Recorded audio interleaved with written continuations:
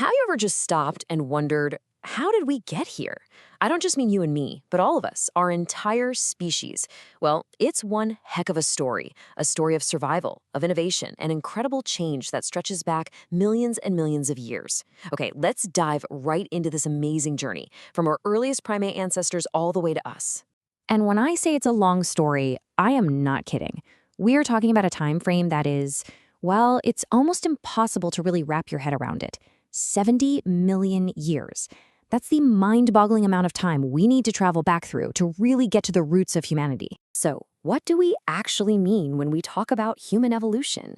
At its core, it's this super slow, gradual process. And it's not just about biology, our body's changing. It's also about culture, the way we lived, the way we communicated, how we started to understand the world.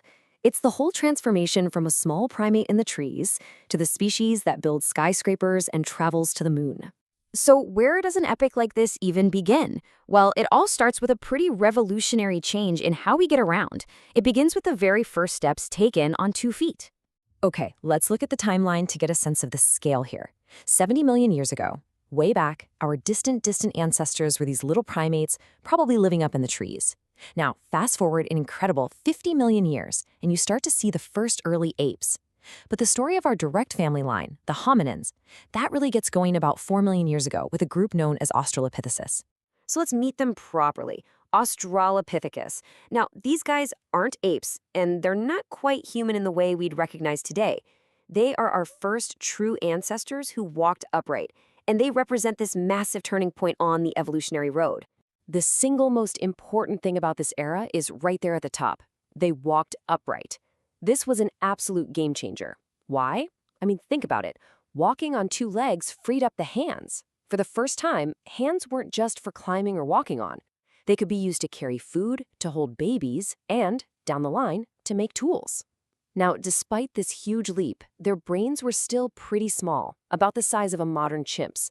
And of course, the most famous example we have is that incredible fossil skeleton we all know as Lucy. Freeing up the hands was the move that set the stage for the next great leap forward. This is where real ingenuity begins and where we meet the very first members of our own genus, Homo. And first up in this new line is Homo habilis, which literally translates to handyman. And wow, did they earn that name. Living in Africa, this species started doing something that no creature on Earth had done before. They were intentionally shaping stones to create tools. This was nothing short of revolutionary. So the key thing here is this link between a new behavior and our biology. See, making even a simple stone tool, that takes planning, it takes foresight, and this new way of thinking probably drove the expansion of the brain. You can see it right there. Their brains got significantly bigger than Australopithecus, jumping up to around 650 cubic centimeters. This chart really shows you just how fast things started to accelerate. I mean, just look at the jump in brain size from Homo habilis to Homo erectus. It's almost 50% bigger. And with that bigger brain came much more sophisticated tools, like the classic hand axe. But the biggest achievements of all, Homo erectus learned how to control fire, and they were the first of our ancestors to walk out of Africa and start exploring the rest of the world. And it is impossible to overstate how important this was. Controlling fire literally changed everything. It gave them warmth in cold climates, it kept predators away at night, and, this is huge, it let them cook their food. Cooking makes food way easier to digest, and it unlocks more calories, more nutrients, which in turn probably fueled the continued growth of our very energy-hungry brains. Fire became the first social network, a place to gather, to be safe, and to share. Now, as our ancestors spread out across the world, they weren't alone. Turns out there were other kinds of humans out there too. So let's meet our closest and maybe our most misunderstood extinct relatives. Say hello to the Neanderthals. These folks thrived for hundreds of thousands of years, living across the cold, tough landscapes of Europe and Asia. They were incredibly well adapted to their environment. They were successful hunters and amazing survivors in a very harsh world. So yeah, you can forget that old, brutish caveman stereotype. The reality of the Neanderthals is so much more interesting. Their stocky build was a brilliant adaptation for staying warm. They systematically buried their dead, which strongly suggests they had some kind of ritual, maybe even beliefs about an afterlife.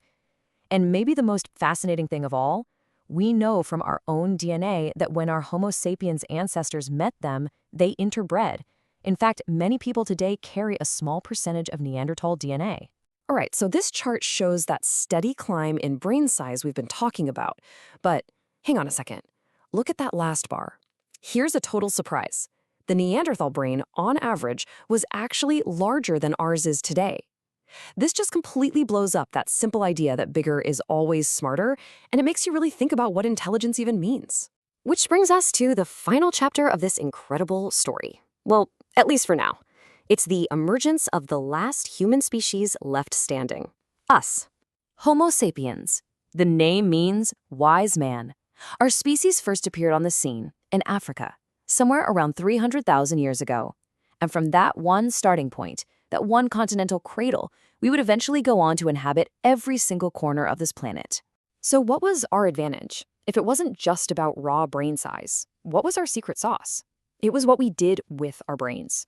We developed incredibly advanced language. We created art and symbols. We built these complex, layered cultures. And eventually, we invented agriculture and technology that would go on to reshape the entire planet. Our real superpower wasn't just in our skulls. It was in our shared creativity, our ability to cooperate and pass complex ideas from one generation to the next. So we've just traveled across 70 million years. We've seen how huge changes in climate, the simple invention of a stone tool, and that relentless drive to migrate and explore have molded us into who we are today. And all of that brings us to one final, really powerful question to think about. If those were the forces that shaped our past, what forces, technology, culture, maybe even changes we make to our own biology, are going to shape the next chapter of human evolution?